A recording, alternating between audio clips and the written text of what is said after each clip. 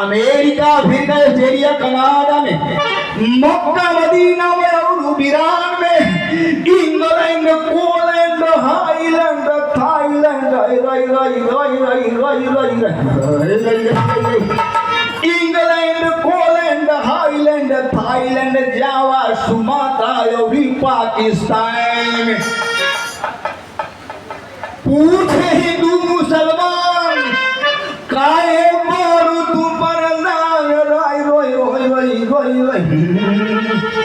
पूछे हिंदू मुसलमान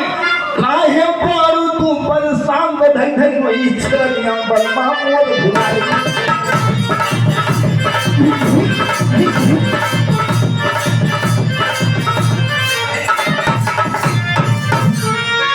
पम पम पम पम संग धीरे होने सहारनपुर, रामपुर,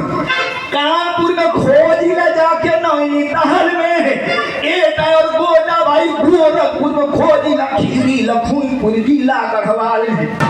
वचन कई स्कूल खोजी हमारा कपूर खोजी सीमा पर खोजे तो हम चल गई नेपाल में हमीरपुर हरदोई फर्रुखाबाद फैजाबाद छपरा बिहार जिला पटना बंगाल में। पूछे हंसी हंसी के बदमाश काहे मारू तू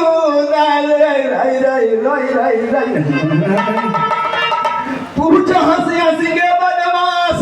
काहे मारू तू उदास कहनी बोली न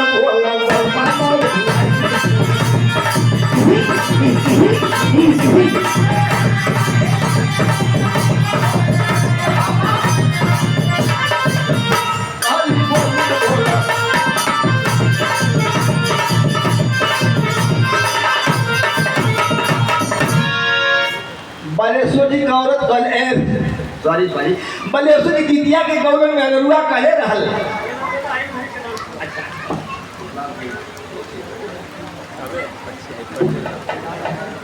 हम अपने नाम पर ताली आप लोग के नाम पे जाओ कभी बालेश्वर जी के नाम पे ताली हो जाए।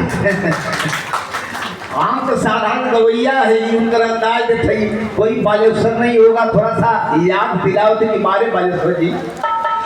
जंगल झाड़ी पहाड़ी में खोजिला खाओ खोरी भाई खोजिला पूरा में हरिया पत्ती में साया और साड़ी में साजन के खोजिला मांग भरी जूड़ा में। दिल्ली से देहरादून योली देवरिया में दोहरी घाट घोसी मझवाड़ा मदनपुरा में ये तना परेशान वैली बलमुआ के खोजे में बहुत मालूम पाइल हम बलिया के लगवा वही गौर रतनपुरा में। हाय रोई रोई रोई रोई रोई बोलमा गई है पियरा साल भर खोजल रह अमेरिका, चीन, जापान, बंगलौर हर जगह खोजल की बलमा तो वही रतनपुरा में हरा लो उछनरी बाहर विदेश देश खोज जाहिर जंगल झाड़ी पहाड़ी में खोजिला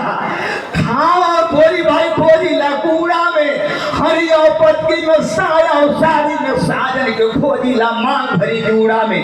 दिल्ली से देहरादून यही देवरिया में दोहरी घाट घोसी मझवाड़ा मदनपुरा में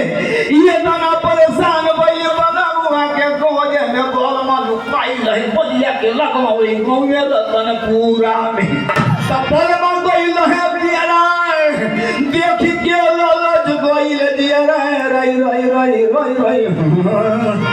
बलमा गई रहे बियारा देखी के ललज गइल दिया